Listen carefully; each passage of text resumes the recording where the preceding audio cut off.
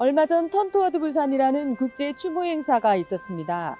이 행사는 매년 11월 11일 오전 11시에 부산 유엔기념공원을 향해 1분간 묵념하는 행사인데요.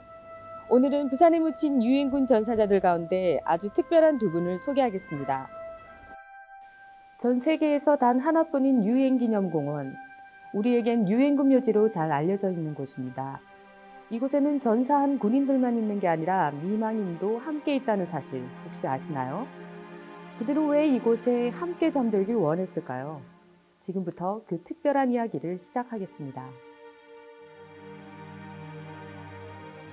먼저 이곳에 잠들어 있는 호주 휴머스턴 부부의 사연입니다. 호주 왕립보병군단 특수부대 장교 휴머스턴 대위는 1947년 일본에서 간호장교였던 낸시를 만나 3년열의 끝에 부부의 연을 맺었습니다. 하지만 휴머스턴은 결혼 3주 만에 6.25 전쟁이 파병됐고 안타깝게도 낙동강 전선에서 목숨을 잃은 뒤 유엔군 묘지에 묻혔습니다. 슬픔에 잠긴 낸시는 남편을 그리는 마음으로 다시 부상병을 치료했고 재혼하지 않은 채 평생을 간호사로 봉사했습니다. 낸시는 그렇게 일생을 홀로 살다 2008년 91세의 나이로 생을 마감했습니다. 그리고 자신의 유언대로 60년 만에 그토록 그리워하던 남편 곁에 잠들었습니다. The husband and Nancy, I think this is very moving because I can't even imagine be away from my family or my husband. 두 번째 사연은 전후 우리나라 재건을 위해 헌신한 리차드 위트컴 장군의 얘기입니다. 6.25 전쟁 당시 미군의 제2 군수사령관이었던 리차드 위트컴은 유엔기념공원에 묻혀있는 유일한 장군인데요. 그의 각별한 한국 사랑은 부산 곳곳에 흔적이 남아 있습니다. 1953년 11월 27일 피난민들이 많이 살았던 부산 중구 판자촌 일대에서 큰 불이 났습니다.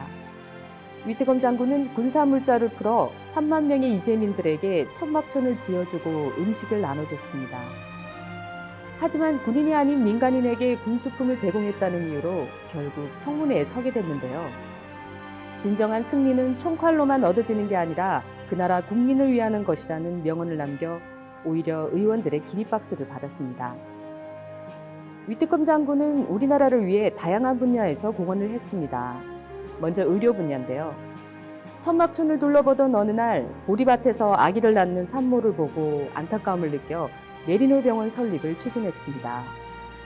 부족한 재원 마련을 위해 직접 한복을 입고 거리 캠페인을 펼치기도 하고 본인과 장병들의 월급까지 보탰습니다.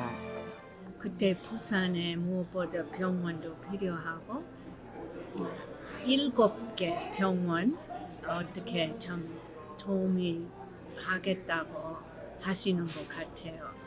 위트컴 장군은 부산시 교육 발전에도 크게 기여했는데요. 이승만 대통령을 설득해서 장전동 캠퍼스 부지를 확보해 지금의 부산대학교를 탄생시켰습니다. 퇴역 후에는 전쟁 고아들을 위한 보육원을 설립해서 전쟁 고아의 아버지라고 불리기도 했습니다. 한국 사랑을 실천하던 위트컴 장군은 1982년 89세를 일기로 생을 마감했습니다. 그리고 본인의 뜻대로 부산 유엔기념공원에 묻혔습니다. 한국을 사랑한 위트컴 장군은 부인도 한국 여성이었는데요. 바로 우리나라 최초의 아동보육시설인 익선원을 운영하고 있던 함묘숙 여사입니다. 미망인 함묘숙 여사는 남편의 수건이었던 장진호 전투 미군 전사자들의 유해 송환을 위해 평생 노력하다 2017년 1월 남편 곁에 합장됐습니다. 대한민국을 위해 자신의 소중한 목숨을 바친 세계 각국의 젊은이들. 이제 그들은 그토록 갈망하던 자유와 평화의 성지 유엔기념공원에 묻혔습니다. 그 빛나는 희생에 감사를 전합니다.